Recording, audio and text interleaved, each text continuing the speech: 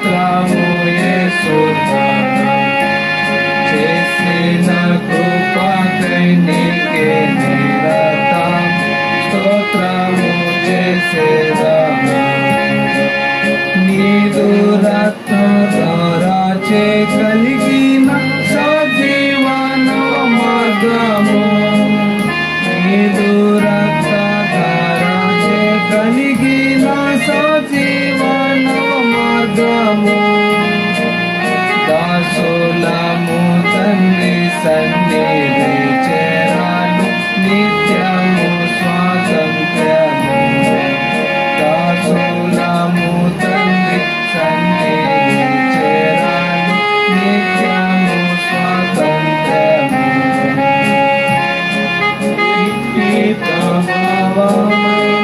పదవిని పురుగుల మగుమకు ప్రభావమైన పదవిని పురుగుల మగుమకు ఇంత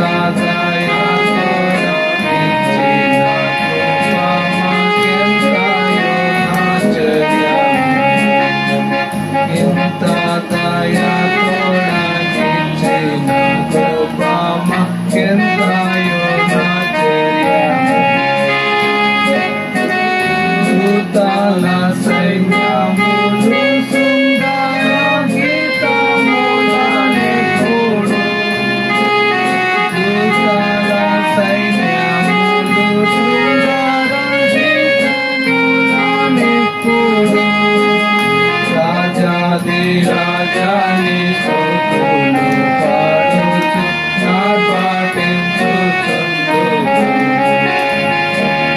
రాజాది రాజాని స్తుతులు పాడుచు నాట్టించుచుందురు నీవు తప్ప మాకు పరమందున వేరెవరు గలరు నీవు తప్ప మాకు పరమందున వేరెవరు గలరు ఇతరాయములు నీవు తప్ప మాకు ఆదరణయవ్వరు ఇతరాయములు నీవు తప్ప మాకు ఆదరణయవ్వరు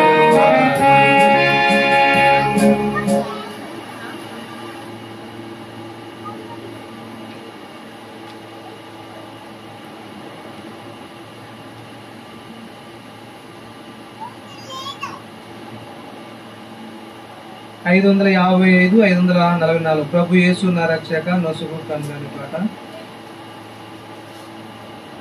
555 544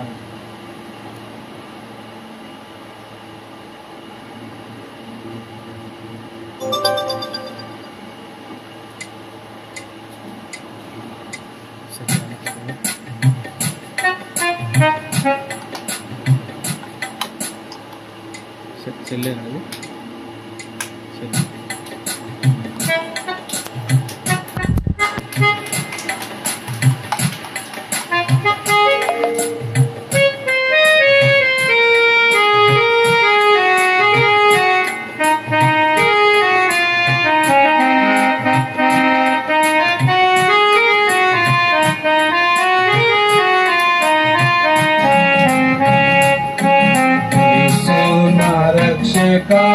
నొసగు కన్నులు నాకు నిరతమునే నిన్ను చూడా ప్రభు యేసు నా రక్షక నొసగు కన్నులు నాకు నిరతమునే నిన్ను చూడా అల్ఫయు నీవే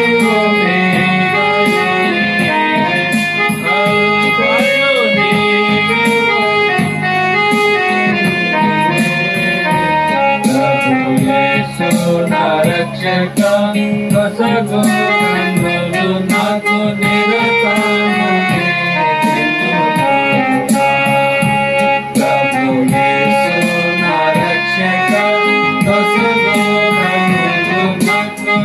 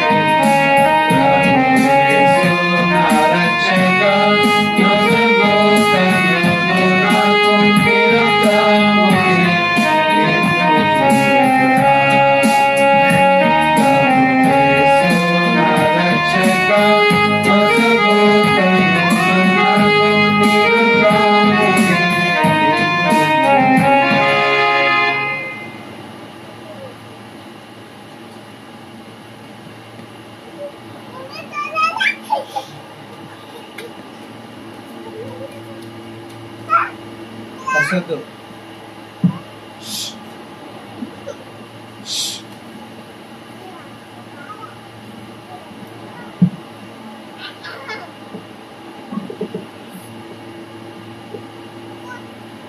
సంఘ ప్రార్థన కొరకై రండి. కొలస్సీలకు రాసిన పత్రిక 1వ అధ్యాయము 9-12 వచనాలు కలిసి ఉన్నాయి. చదువుకుందామండి. కొలస్సీలకు రాసిన పత్రిక 1వ అధ్యాయము 9-10 వచనాలు కలిసి ఉన్నాయి. అందరం కూడా కలిసి చదువుకుందామండి.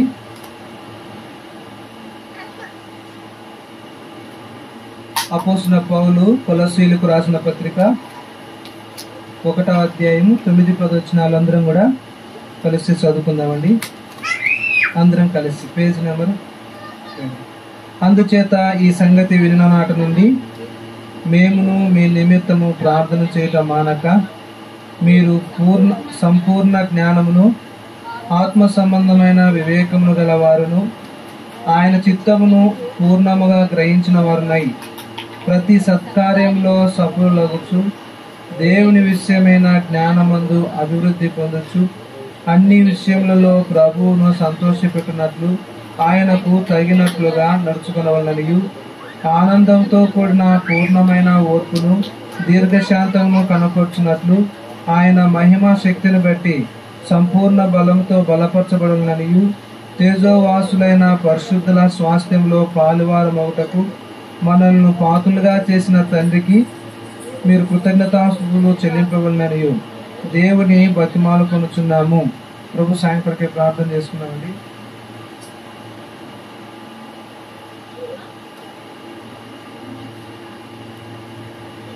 ప్రేమ స్వరూపిన తండ్రి, మా రక్షకుడు నీ ప్రియ కుమారుడు యేసుక్రీస్తు ప్రభువారి శ్లాఘనీయమైన దివ్యమైన మనోహరమైన నామమున తండ్రి, సంఘ ప్రార్థన కొరకై నీ పరిశుద్ధ పాదాలు పట్టుకొని వైపు చూస్తూ ఉంటున్నాం తండ్రి. మీరే మాకు సహాయం చేయండి, మాతో మాట్లాడండి ప్రభా.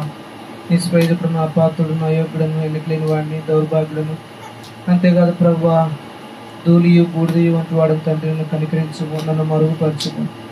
మీరు మాత్రమే మాకు కనబడము తండ్రి.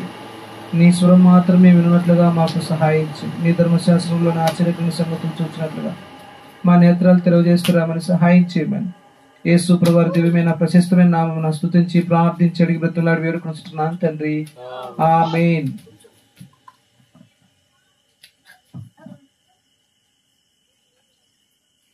దేవుని బిడ్డలారా, ఈ రాత్రి సంఘ ప్రార్థన కొరకై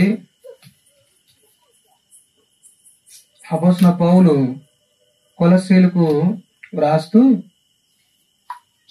ఎన్నో సంగతులు, ఎన్నో విషయాలు మరి కొలస్సీలతో పత్రిక ద్వారా రాస్తాడు.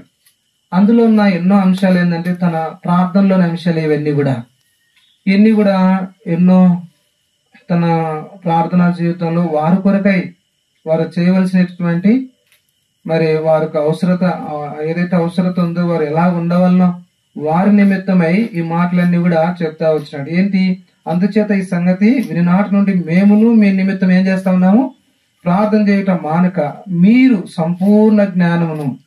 కాబట్టి ఆ సంఘంలో కొలస్సీలు జ్ఞానం కలిగి ఉండాలని, ఆత్మ సంబంధమైన వివేకం గల వారుగా ఉండాలని, ఆయన చిత్తమును పూర్ణంగా గ్రహించిన వారినై ప్రతి సత్కార్యంలో సఫలమగుచు, దేవుని విషయమైన జ్ఞానమందు అభివృద్ధి పొందుచు, అన్ని విషయంలో ప్రభును సంతోష పెట్టాలని చెప్పి ఆయనకు తగినట్లుగా నడుచుకోవాలని, ఆనందంతో కూడిన పూర్ణమైన ఓర్పును దీర్ఘశాంతమును కనపరుచున్నట్లు ఆయన మహిమా శక్తిని బట్టి సంపూర్ణ బలంతో బలపరచబడిననియు, తేజోవాసులైన పరిశుద్ధుల స్వాస్థ్యంలో పాలువారమవుటకు మనల్ని పాత్రులుగా చేసిన తండ్రికి మీరు కృతజ్ఞతాస్తుతులు చెల్లింపబడినని దేవుని బతిమాలున్నాము అని రాస్తాడు.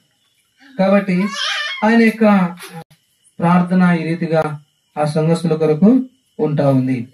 సందర్భంలో మనం గమనిస్తే ఇక్కడ నేను మరి అన్ని అంశాలు తీసుకోలేదు కానీ, అయితే దేవుని బిడ్డలారా చివరి లైన్లలో ఆయన మహిమా శక్తిని బట్టి సంపూర్ణ బలంతో బలపరచబడవలననియు అనేటువంటి మాట ఈ యొక్క దినం మనకు ఎంతో ప్రాముఖ్యమై ఉన్నది. ఆయన మహిమా శక్తిని బట్టి, ఆయన మహిమా శక్తిని బట్టి. కాబట్టి ఆయన మహిమలో ఏముంది? శక్తి ఉంది. యేసుక్రీస్తు ప్రభు వారి యొక్క మహిమలో శక్తి ఉంది. శక్తిని బట్టి సంపూర్ణ బలంతో బలపరచబడాలని పౌలు ఆయన మహిమలో ఉన్న శక్తి ద్వారా ప్రతి బిడ్డ ఏం చేయాలని కోరుతున్నాడు? బలపరచబడవాలని బలపరచబడాలని కోరుతా ఉంటున్నాడు. కాబట్టి ఆ మాటలే మనం చూస్తే ఎఫెసీలకు కూడా రాస్తాడు. చూడండి, ఎఫెసీలకు రాసిన పత్రిక 3వ అధ్యాయం, ఎఫెసీ 3వ అధ్యాయము 15 నుంచి మనం గమనిస్తే 3వ అధ్యాయము, మీరు అంతరంగ పురుషుని యందు శక్తి కలిగి ఆయన ఆత్మ వలన బలపరచబడినట్లుగాను క్రీస్తు మీ హృదయములలో విశ్వాసం ద్వారా నివసించినట్లుగాను తన మహిమైశ్వర్యం చొప్పున మీకు దయచేయవలననియు మీరు దేవుని సంపూర్ణతయందు పూర్ణులగునట్లుగా ప్రేమయందు వేరుపారి స్థిరపడి సమస్త పరిశుద్ధులతో కూడా దాని వెడల్పు పొడుగు లోతు ఎత్తు ఎంతో గ్రహించుకొనుటకును జ్ఞానమునకు మించిన క్రీస్తు ప్రేమను తెలుసుకున్నటకును తగిన శక్తి గల వారు కావాలని ప్రార్థిస్తా ఉన్నాను. వీటన్నిటి విషయమై మీరు తగిన శక్తి గల వారుగా కావాలని, మీరు బలపరచబడాలని, శక్తి కలిగిన వారుగా ఉండాలని, దేని యందు అంతరంగా పురుషుని యందు శక్తి కలిగి ఉండాలనేది పౌలు ఎఫెసీయులకును కొలస్సీయులకును రాస్తూ ఈ విషయాలు చెప్తా ఉంటున్నాడు. కాబట్టి ఈ భాగంలో మనం గమనించినట్లయితే ఎందుకు పౌలు ఇటువంటి శక్తితో నింపబడాలి, బలంతో నింపబడాలని ఆశ కలిగి ఉన్నాడు. ఆ సంఘస్థులు, కొలస్సీ సంఘస్థులు, మరి ఏపీసీ సంఘస్థులు ఆయన ఇచ్చేటటువంటి శక్తితో బలంతో కలిగి ఉండాలని కోరుతున్నాడు. ఎందుకు? ఏమైనా వాళ్ళు గొప్ప అద్భుతాలు చేయాలనే, లేకపోతే వారు మరి బోధించేవారుగా, బలమైన ప్రవక్తులుగా, వర్తమానికులుగా ఉండాలనే లేదు. అయితే ఇలాగ ఎన్నో వాటి కొరకై తన ఆశ కలిగి బలంగా ఉండాలని చెప్పలేదు కానీ, శక్తి కలిగి ఉండాలని చెప్పలేదు కానీ, తన ఆశ ఏంది అంటే రాబోయేటటువంటి దినాల్లో ఆ సంఘంలో వాళ్ళందరూ కూడా బలంగా ఉండే కొద్దీ, దేవునికి సమీపంగా ఉండే కొద్దీ, దేవునికి సమీపముగా ఉండే కొద్దీ, సమీపంగా వాళ్ళు వచ్చే కొద్దీ అక్కడ సాతానుడు ఏం చేస్తాడంటే భయంకరంగా విజృంభిస్తాడు. సాతానుడు కూడా ఎవరైతే బలంగా ఉంటారో, ఎవరైతే శక్తిగా ఉంటారో, ఎవరైతే దేవునికి సమీపంగా ఉంటారో, ఎవరైతే ప్రార్థన చేస్తూ ఉంటారో, ఎవరైతే సంఘం కొరకైన ఆకలి కలిగి ఉంటారో, ఎవరైతే సంఘం కొరకైన సమర్పణ కలిగి ఉంటారో, దేవుని కొరకైన ఆశ, దేవుని పని కొరకైన ఆశ కలిగి ఉంటారో, అటువంటి వారి విషయంలో శత్రువు ఏం చేస్తారంటే బలంగా అనేక రకాలైన శ్రమలు, అనేక రకాలైన అవమానాలు, అనేక రకాలైన నిందలు, అనేక రకాలైన శోధనలు తీసుకుని వస్తాడు. అయితే ఇటువంటి విషయాలలో ఈ శోధనలు, భయంకరమైన కష్టాలు, శ్రమలు, అవమానాలు వీటన్నిటిని తట్టుకోవాలంటే ఇప్పుడు ఏం కావాలా? శక్తి అవసరం. ఎలాంటి శక్తి అవసరం అంటే దేవుడిచ్చే శక్తి, ఆయన యేసుక్రీస్తు ప్రభువు ఇచ్చే శక్తి అవసరం. అందుకనే అంతరంగ పురుషుని యందు మీరేం కలిగి ఉండాలా?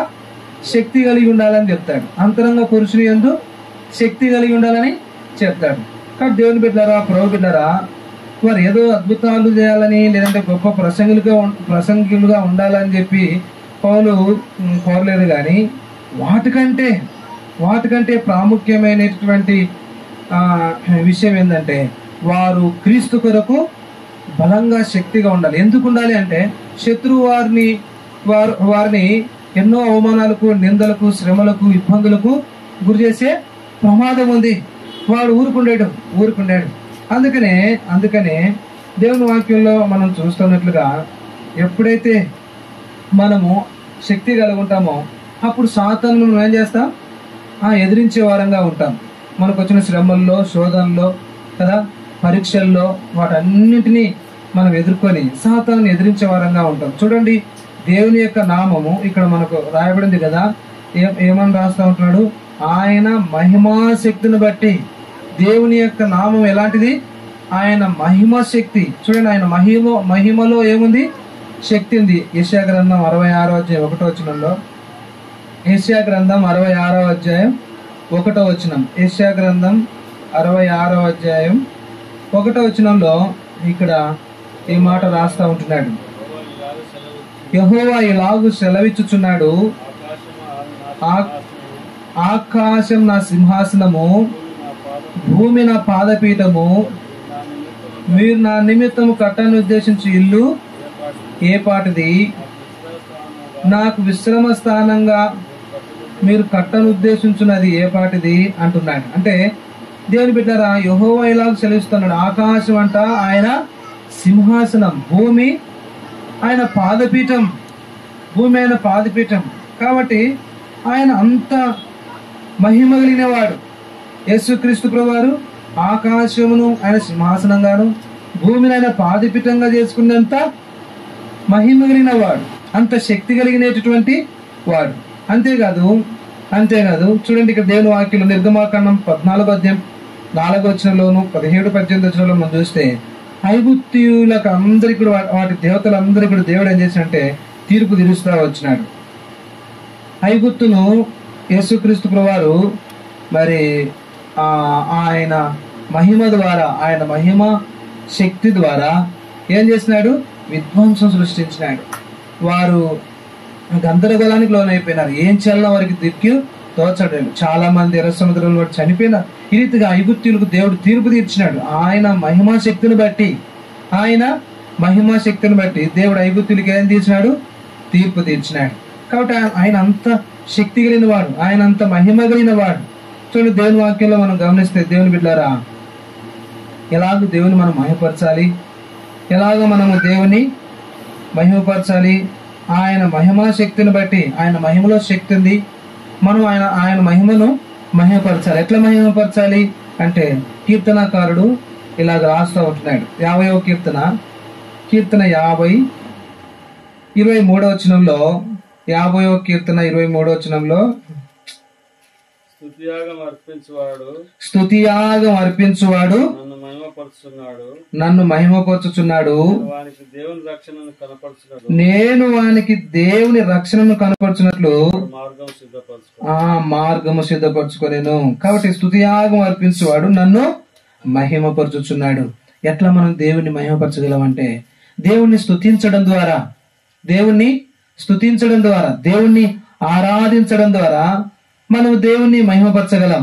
యేసుక్రీస్తు ప్రభువును మనము మహిమపరచగలం. 85వ కీర్తన 9వ వచనంలో, 85వ కీర్తన 9వ వచనం చూడండి. 85వ కీర్తన 9వ వచనంలో ఇక్కడ ఏమంటున్నాడంటే, మన దేశంలో మన దేశంలో మహిమ నివసించినట్లు ఆయన రక్షణ ఆయనకు భయపడు వారికి సమీపంగా ఉంది. కాబట్టి ఎవరైతే ఆయనను ఆరాధిస్తారో, ఆయన స్తుతిస్తారో, ఆయనను స్తుతించినప్పుడు ఆయన మహిమ పొందేవాడుగా ఉన్నాడు. అదే ఇక్కడ చూడండి, మన దేశంలో మహిమ నివసించినట్లు ఆయన రక్షణ భయపడే వారికి సమీపంగా ఉంది. కాబట్టి ఎప్పుడైతే దేవునికి మనం భయపడతామో అప్పుడు ఆయన మహిమపరిచే వారంగా ఉంటాం. కాబట్టి మనం స్తుతించడం ద్వారా దేవుడు మహిమ పొందుతాడు. అదే సమయంలో దేవునికి భయపడటం ద్వారా దేవుడు మహిమ పొందుతాడు.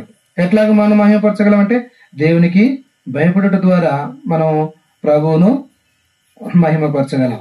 దేవునికి భయపడటం ద్వారా ప్రభువును మనము మహిమపరచగలం. కాబట్టి దేవుని బిడ్డారా, ప్రభు బిడ్డారా, ఈ యొక్క రాత్రికాల సమయంలో యేసుక్రీస్తు ప్రభువారు ఆయన మహిమాశక్తి కలిగిన వాడు.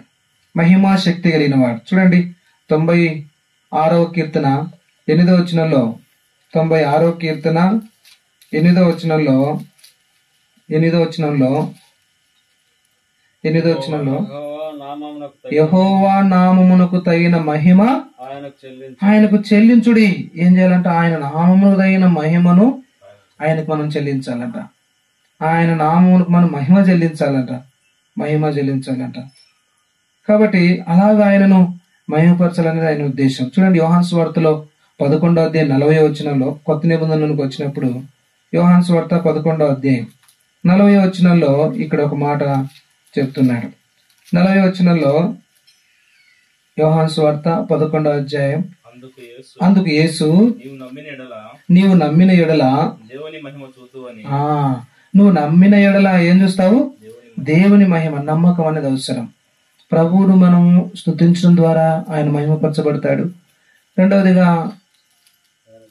ఆయనకు భయపడటం ద్వారా మనం ఆయనను మహిమపరుస్తాం. తర్వాత ఆయనను ఇక్కడ నమ్ముట ద్వారా, నువ్వు నమ్మిన ఎడల దేవుని మహిమను చూస్తాం. నమ్ముట ద్వారా మనము ఆయన మహిమను చూసే వరంగా ఉంటున్నాం. 15వ అధ్యాయం యోహాను సువార్త 15:8లో 15వ అధ్యాయం 8వ వచనంలో ఇక్కడ మీరు బహుగా ఫలించటం వలన నా తండ్రి మీరు బహుగా ఫలించటం వలన నా తండ్రి మహిమపరచబడును. కాబట్టి మనము బహుగా ఫలించడం ద్వారా కూడా దేవుడు ఏమవుతాడు? మహిమ పొందుతాడు, మహిమపరచబడతాడు. మనం బహుగా ఫలించడం ద్వారా దేవుడు మహిమ పొందేవాడుగా ఉంటున్నాడు. 17వ అధ్యాయం 4వ వచనంలో, 17వ అధ్యాయం యోహాను సువార్త 17వ అధ్యాయం 4వ వచనంలో, చేయుటకు నువ్వు నాకు ఇచ్చిన పని నేను సంపూర్ణంగా నెరవేర్చి భూమి మీద నిన్ను మహిమపరచు. చూడు, ఏదైతే దేవుడు మనకు చేయడానికి చేతికి పని ఇస్తాడో ఆ పనిని చేయటం ద్వారా కూడా దేవుడిని మనం ఏం చేయొచ్చు? మహిమపరచు. దేవుడు మన చేతికి ఇచ్చిన పనిని మనం ఎప్పుడైతే శక్తి లోపం లేకుండా సంపూర్ణంగా నెరవేరుస్తామో అప్పుడు దేవుడు ఏం చేయబడతాడు? మహిమపరచబడతాడు. దేవుడు మహిమపరచబడతాడు. రోమిలకు రాస్తూ చూడండి 8వ అధ్యాయం 17వ వచనం. రోమా 8వ అధ్యాయం 17వ వచనం. 17వ వచనంలో మనము పిల్లలమైతే వారసులము అనగా దేవుని వారలము క్రీస్తుతో కూడా మహిమ పొందుటకు ఆయనతో శ్రమపడిన ఎడల క్రీస్తుతోడి వారసులం. చూడండి, మనం ఆయనతో కూడా శ్రమ పడితే దేవుడు మహిమపరచబడతాడు. ఆయనతో కూడా మనం ఏం చేయాలంట? శ్రమ పొందాలంట. కాబట్టి క్రీస్తుతో కూడా మహిమ పొందుటకు ఆయనతో శ్రమపడిన ఎడల, దేనికి? మహిమ. క్రీస్తు మహిమపరచబడాలి అంటే మనం కూడా క్రీస్తుతో పాటు ఏం చేయబడాలా? శ్రమపడాలా. క్రీస్తుతో పాటు కూడా మనము శ్రమపడే వారంగా ఉండాలి. 15వ అధ్యాయం 5-6 వచనాల్లో, రోమా 15:5-6 వచనాల్లో, 5-6 వచనాల్లో మీరు ఏకభావం గలవారై మన ప్రభువైన యేసుక్రీస్తు తండ్రి యొక్క దేవుని మహిమపరచును. మన తండ్రి అయిన యేసుక్రీస్తు తండ్రి యొక్క దేవుని మహిమపరచు నిమిత్తము క్రీస్తు యేసు చిత్త ప్రకారము ఒకనితో ఒకడు మనసు కలిసిన వారై ఇండునట్లు ఓర్పునకును ఆదరణకును కర్తయగు దేవుడు మీకు అనుగ్రహించును. చూడండి, దేవుని మహిమపరచు నిమిత్తము క్రీస్తు యేసు చిత్త ప్రకారం ఒకరితో ఒకడు మనం ఎట్లుండాలంట? మనస్సు కలిసిన వారమై ఉండాలంట. ఓర్పును ఆదరణకును కర్తయగు దేవుడు మీకు అనుగ్రహించును అంటున్నాడు. కాబట్టి ఇక్కడ ఏంటంటే దేవుని బిడ్డారం, దేవుడు ఎట్లా మహిమ పొందుతాడు అంటే సహోదరులంట ఒకరితో ఒకరు ఎట్లంట? మనస్సు కలిసిన వారై ఉండంట. అటువంటి ఐక్యత అనేది ఎప్పుడైతే సంఘంలో ఉంటుందో, సహోదరుల మధ్య ఐక్యమత్యం అనేది ఎప్పుడైతే ఉంటుందో అప్పుడు దేవుని నామం ఏమవుతుందంట? మహిమపరచబడుతుందంట. 7వ వచనంలో కూడా అంటాడు, 7వ వచనంలో కూడా, కాబట్టి క్రీస్తు మిమ్మల్ని చేసుకున్న ప్రకారము దేవునికి మహిమ కలుగునట్లు, అది మనం ఒకరినొకరు చేర్చుకోవడం ద్వారా, ఒకరినొకరు కలిసి ఉండడం ద్వారా దేవుని నామం ఏమవుతుందంట? మహిమపరచబడుతుందంట. కాబట్టి ప్రభువులను మనం ఈ అంత్య దినాల్లో, అపాయకరమైన దినాల్లో పౌలు ఆయన మహిమా శక్తి, మహిమలో ఏముందంట? శక్తి ఉంది. ఆ మహిమ ఎట్లా దేవుడు మహిమ పొందుతాడు అంటే మనం స్తుతించడం ద్వారా దేవుడు మహిమ పొందుతాడు. మనం ఫలించడం ద్వారా దేవుడు మహిమ పొందుతాడు. మన చేతికిచ్చిన పని చేయటం ద్వారా దేవుడు మహిమ పొందుతాడు. సంపూర్ణంగా చేయటం ద్వారా దేవుడు మహిమ పొందుతాడు. ఆయనకు భయపడటం ద్వారా దేవుడు మహిమ పొందుతాడు. సహోదరులు ఐక్యత కలిగి ఉండటం ద్వారా దేవుడు మహిమ. ఇప్పుడు ఎప్పుడైతే ఇలాగ దేవుడు మహిమ పొందుతాడో అప్పుడు రాబోయేటటువంటి శ్రమలు, ఇరుకులు, ఇబ్బందులు, శోధనలు, వ్యాధి బాధలు కదా మనకు సంభవించి సాతానుడు ఏమైతే తీసుకొచ్చి మనల్ని చెడగొట్టాలని చూస్తాడో వాటన్నిటి నుండి దేవుడు ఏం చేస్తాడు? మనల్ని విడిపిస్తాడు.